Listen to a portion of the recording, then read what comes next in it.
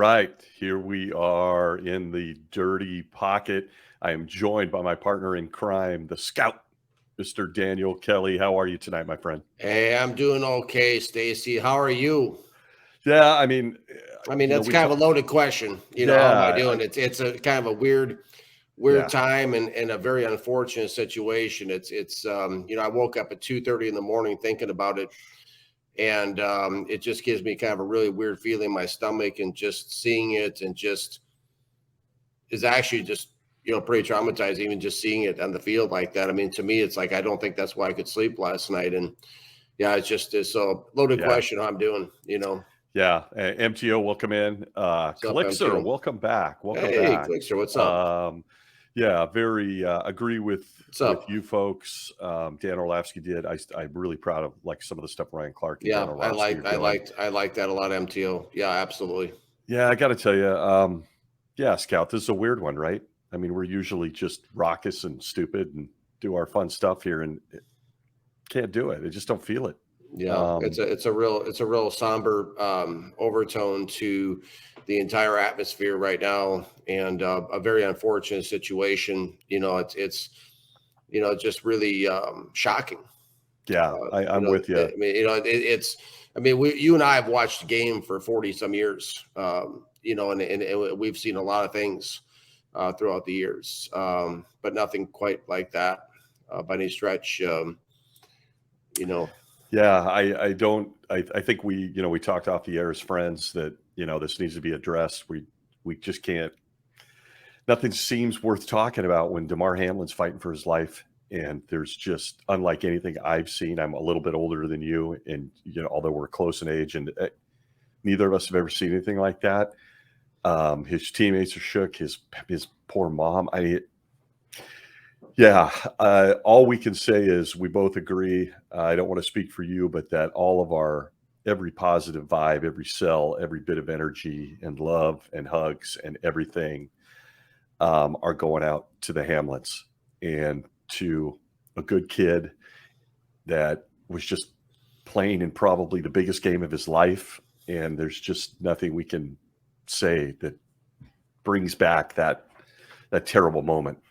And yeah, yeah. wow, I As a wordsmith, I'm somebody that's written over 1,000 articles in the last 3 years. It's just sometimes the English language or just isn't any words.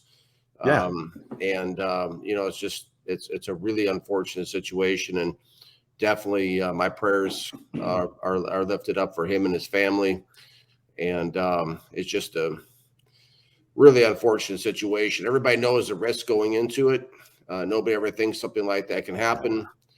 I think even as a kid, my old Rydell helmet used to say, there's a chance, there's a warning label at the back of my helmet that said everything on it. That was a disclaimer. Nobody ever thinks something like that can happen. But, we've seen some really scary moments throughout the years.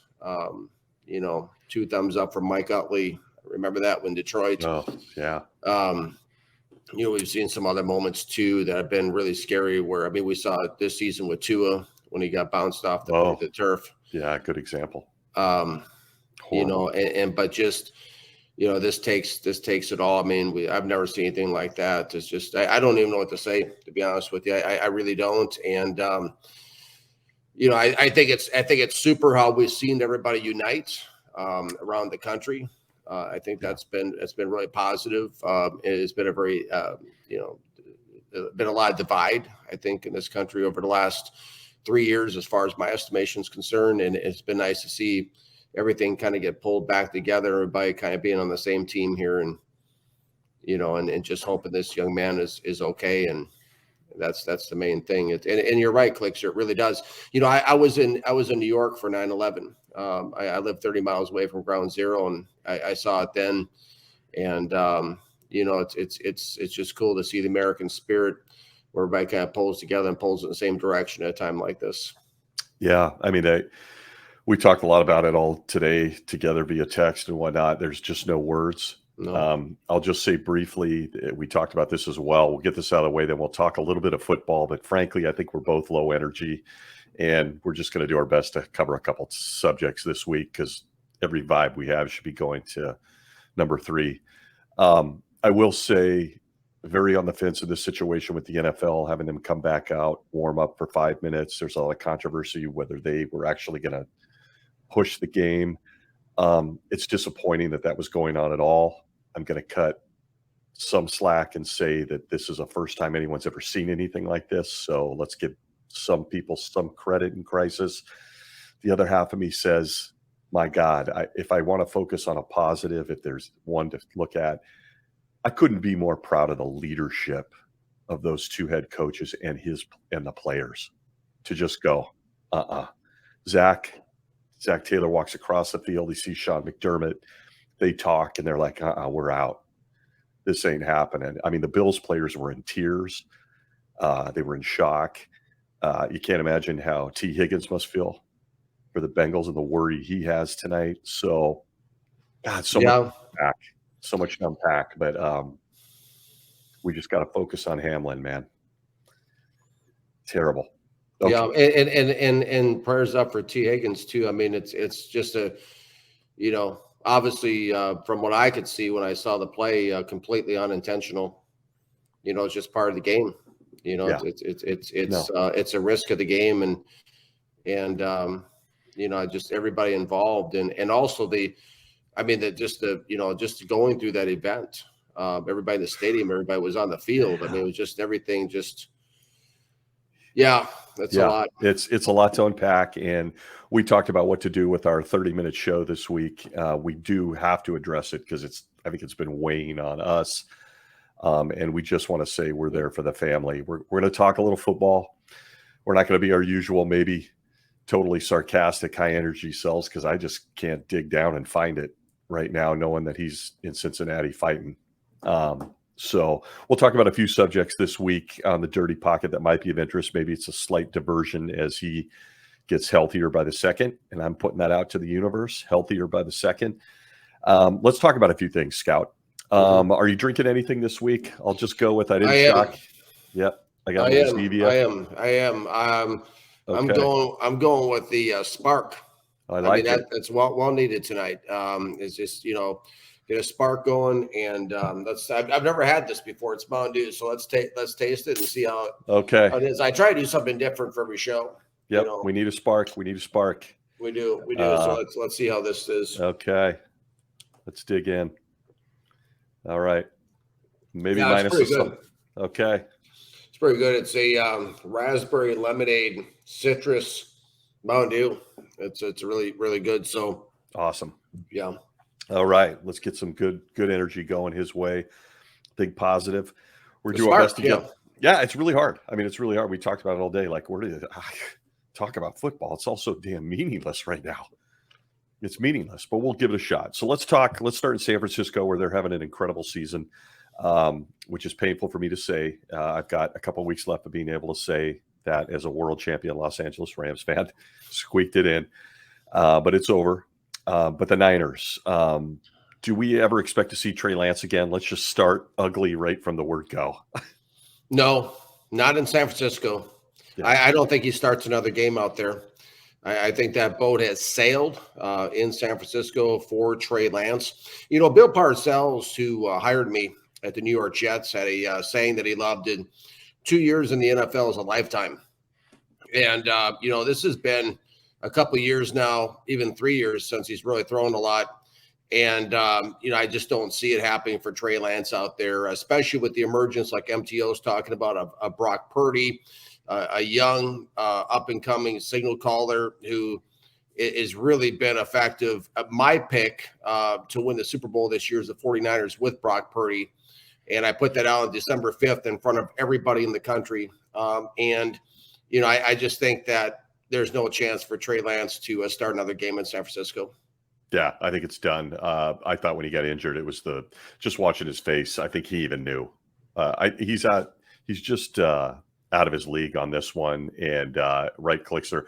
He took endless heat on Twitter, endless heat everywhere. I watched it myself, and suddenly those people aren't showing up as much. Can't seem to find those people. Some of the other shock jock podcasts and some of the other, they seem to be real quiet. Brock Purdy is now someone they always knew was going to be what he is, even though he was Mr. Oh, yeah. Irrelevant. They suddenly always knew. Yeah, It's a fascinating part of the Yeah. human experience, is it? Yeah. Back when I was writing for SI Detroit Lions last year, that Brock Purdy reminded me last February. I wrote of Rich Gannon before he was even drafted. And this summer, I put out a YouTube video saying that Brock Purdy was better than Trey Lance, and that's when I took all that heat.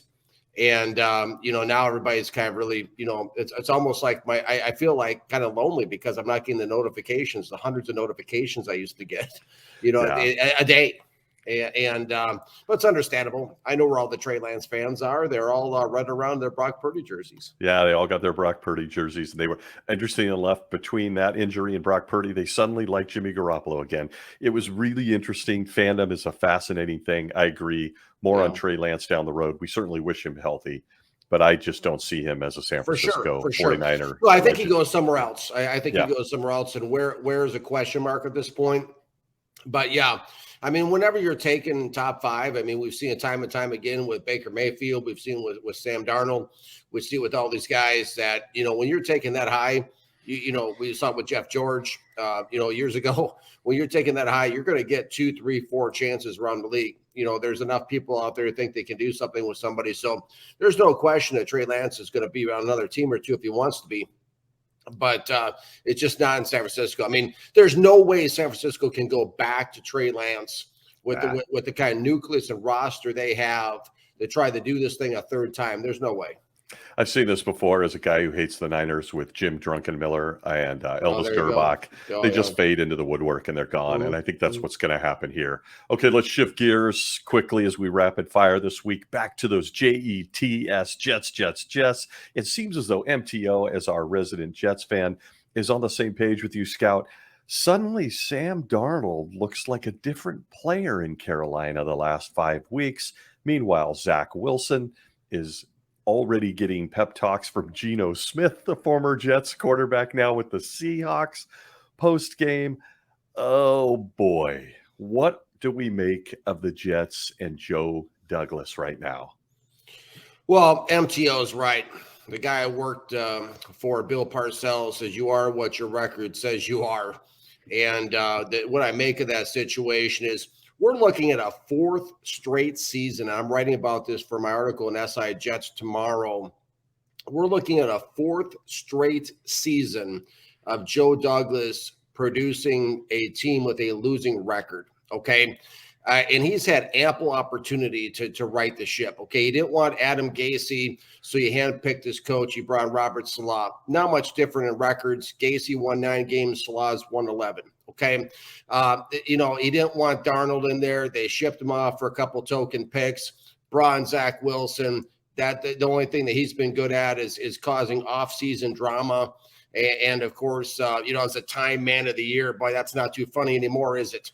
Also, of course, is 55% completion, 55.2% completion percentage over 2 years as well. So, and the thing of it is that Joe Douglas has a very good eye, and I talked about this in my article tomorrow, for kind of lesser known talent. Okay, he's brought in a bunch of guys that are off waivers, guys in the lower rounds, guys who are undrafted. Those are the guys he excels at. The big picture stuff, not so much, okay? I mean, because you look at the handpicking of the head coach, you look at the quarterback situation I just mentioned, and you look at the salary cap. He has left this salary cap in shambles. Jets fans don't even know the crisis that's coming down the turnpike, okay? There's a number of players on this team that are free agents next year. 3 out of 4 of their quarterbacks, almost their entire offensive line's contracts are up after this year. The offensive line's in a complete and utter shambles. Douglas has used 4 out of 26 draft picks over the last 3 years for offensive linemen. Laken Tomlinson looks like a bust. George Fant, he's alienated. There's a number of players on the, on the offensive line. I mean, without an offensive line, you don't have a team. There's a number of other players that are free agents as well. They got $15 million of cap space projected right now on overthecap.com. It's going to be a real problem moving it forward for this team. And Joe Douglas has not managed the team properly. He's not made the right picks in the right positions. And he's really left this team in a crisis situation heading into next season. I tell you what, and it's sad because there's talent on that roster. There is. The skill position. Yeah. The skill positions have the talent level, but if you don't have the line, if you can't get to the quarterback and you don't have the offensive line, you can have all stars all over the field, a running back, a receiver, and corner, and all. None of that matters because nobody can. You have to have that nucleus up front, and they just do not have it. And that offensive line, I'm telling you, folks, that is an absolute positive shambles going forward. I mean, almost all the guys, if you look at their contracts, almost all the guys on the offensive line, their contracts are up. And, of course, what are they going to do with the extension coming up with Quinnen Williams as well? They don't have the money for that right now. Of course, that's in 2024. But his brother Quincy Williams, his contract's up as well. It's just a real problem out there. He has completely mismanaged the situation, and he is definitely a better scout than he is a general manager. Yeah, well, MTO, we got to move off the Jets and into another round of subjects. Nice segue, but MTO lobs in one there. I tell you what, I would tend to nod my head and say that wouldn't be a bad thing for the Jets, Jimmy G, but I just don't think Jimmy G can stay healthy anymore, folks. Not with that. I mean, I just got done talking about that offensive line. There's that's going to be a problem. I mean, you're going to have to bring somebody in like a Lamar Jackson if they can't afford him. But I mean, they're going to have to bring in somebody like that who can run for his life. That's why I think drafting a guy like a Malik Cunningham is a good bet for the Jets because he can run. I mean, they're going to have someone who's mobile, who can move around. You bring in a pocket passer in that situation, he's going to get killed. Yeah, it's really interesting. The Jets are a team to watch. I think they're going to have a fascinating offseason, which is a nice segue into our next subject, which is in the coaching ranks. Sean Payton is out there. I just watched an interview with him, 30 minutes on the Herd the other day. He is looking for the right situation. Is it possible that Sean Payton would consider the Jets, or is Sean Payton going to New England and your guy, Bill Belichick, possibly hanging it up? We already saw McDaniels leave for the Raiders. That's been a disaster. Sean Payton, hot name in the NFL circles right now. What say you? That's my hot take heading into the season is Sean Payton going to the New England Patriots and Bill Belichick stepping down as a head coach in New England. That's what I kind of see developing here. I think this is why Josh McDaniels left for Las Vegas, as he kind of thought maybe he might become the next head coach in New England. I think he found out kind of ahead of time that that's probably not going to happen. So he finally left after turning down that Colts job, as you may recall, and that he actually left, kind of clearing the way for what's about to happen here. And yeah, I think Sean Payton's going to go to New England. I think, of course, the wild card here is the New York Jets. Is the wild card. Now they lost out Bill Belichick when they had him in their own building, but then lost him in New England. Of course, there's a relationship between Bill Parcells being the head coach of the New England Patriots and also with the Jets. And I think this could come down to a battle between the Patriots and the Jets for the services of one Sean Payton. Wow, would that be a story? I'm sure MTO would love that. Really interesting about clicks here. Sean in New England, much like the scout is tantalizing us with rumor-wise. Wouldn't that be something with a young Mac Jones? I see the possibility in New England more than the Jets without derailing this combo. I'm looking at the quarterbacks in this draft, follow first-round mock for deeper dives with the scout. I don't like any of them. I don't like any of them where the Jets will be picking at quarterback. So I think the Jets are in a tough situation with the Zach Wilson thing. And Sean Payton, boy, if he went to the Jets, he'd have to have a quarterback. So I think the New England Mac Jones, I'm intrigued.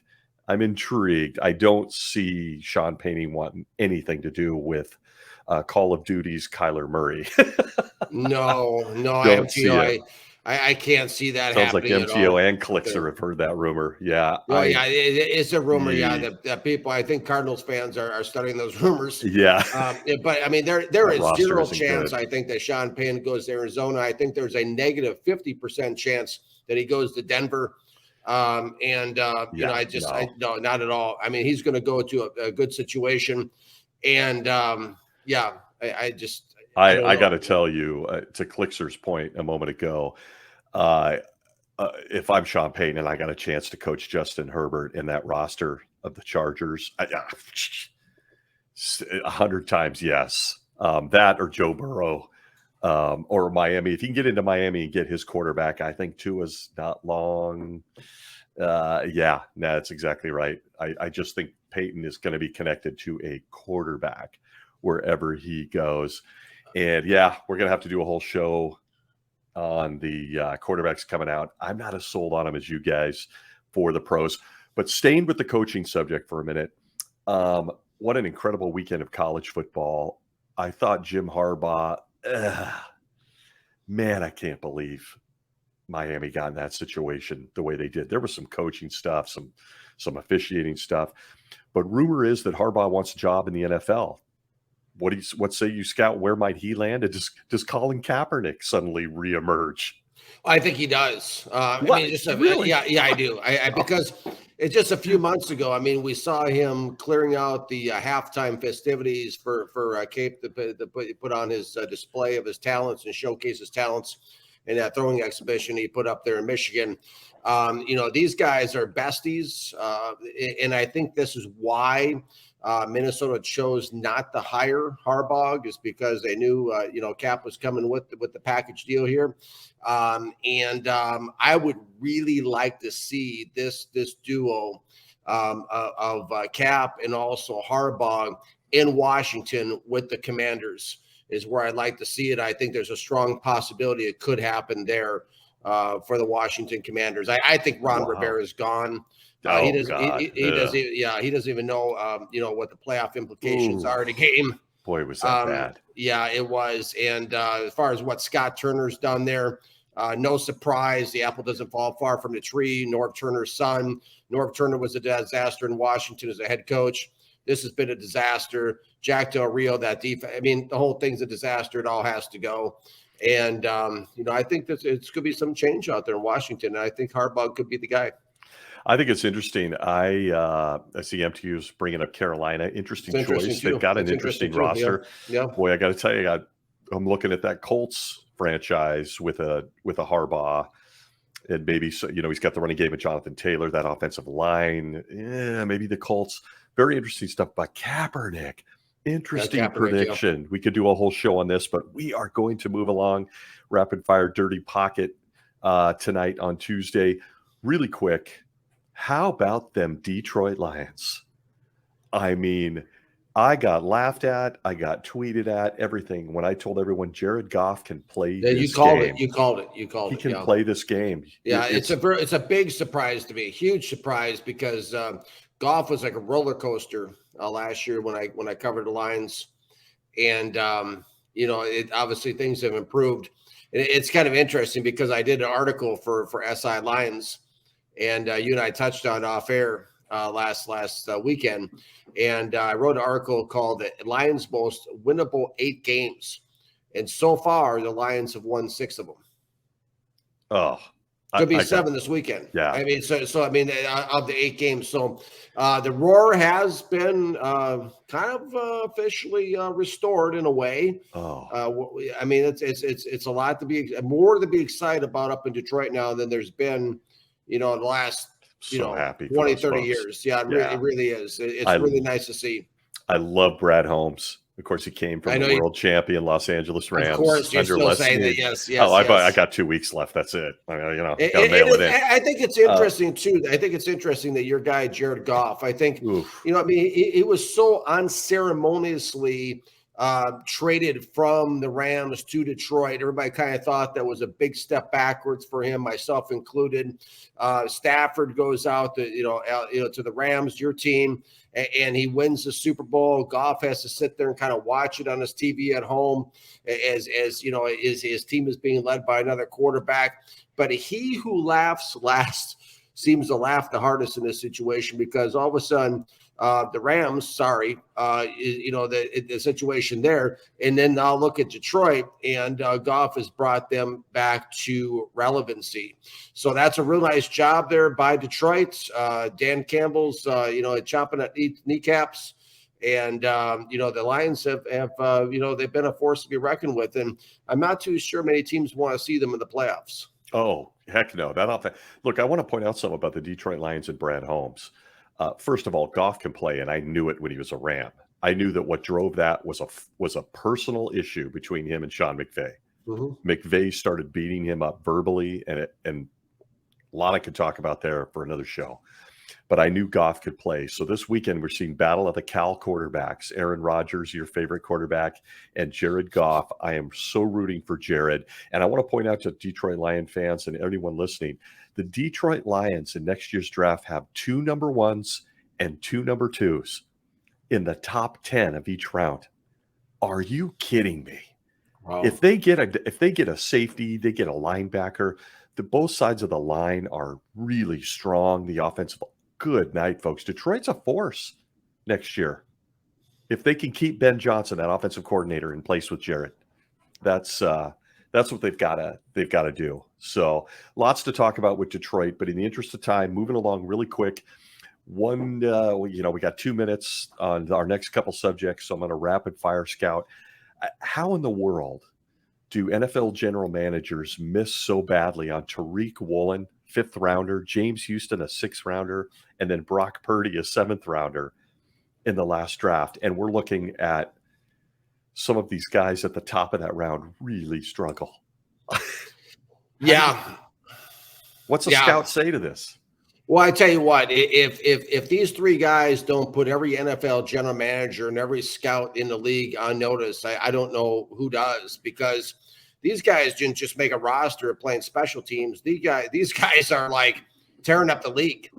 And, it really is kind of like been a very humbling experience, because in scouting, there's a lot of predetermined boxes that have to be checked off, for scouts. Certain size, have to run the cones at a certain time, have to jump a certain height, have to, any bad dreams. I mean, all these different checks, all these different things down the list. People, they go crazy about it. If they don't check all the boxes, they're eliminated. They're not the right height, all these different things. But I think that we're really seeing these 3 guys just absolutely positively shred any kind of pre-established notions on who a player is and who it isn't. And I think we really got to go back and just look at, how did everybody in the NFL miss on these guys, and go from there. It's just incredible. It really is. I mean, Mr. Irrelevant. I mean, that's the greatest irony I think I've seen in 40 years in the NFL.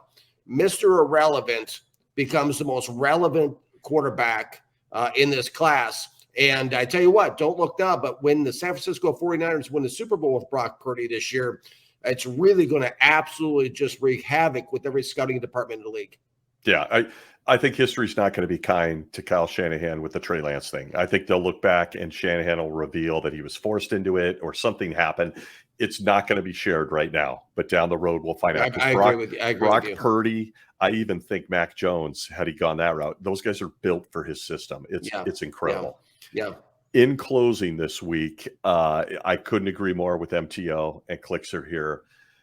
You can't measure a guy's heart. That's right. You just can't. Amen. And we see it every stinking year since I've been watching this league. You got to watch the want on the film. The guys who want it always show up, and they always show out. Yep, that's so true. As we close this week, it's been a really bizarre season for the Dallas Cowboys. Just strange. We start with Cooper Rush. We get Dak Prescott back.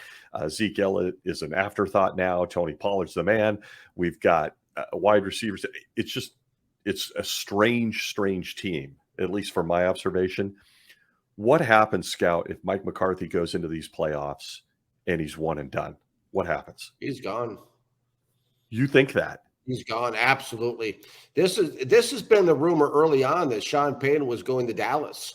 He was just kind of on the on-deck circle there, waiting for that team, and that's who Jerry Jones really wants. I mean, of course, once upon a time, Mr. Jones had Bill Parcells there, who's Sean Payton's mentor, and if they go one and done again, it's going to be ugly down there in Dallas. And I think Jerry Jones is going to step up and make a huge offer to Sean Payton, and we're going to see what happens there. The Sean Payton sweepstakes are about officially right at the beginning. Yeah, he's going to be hot. Black Monday's coming right around the corner.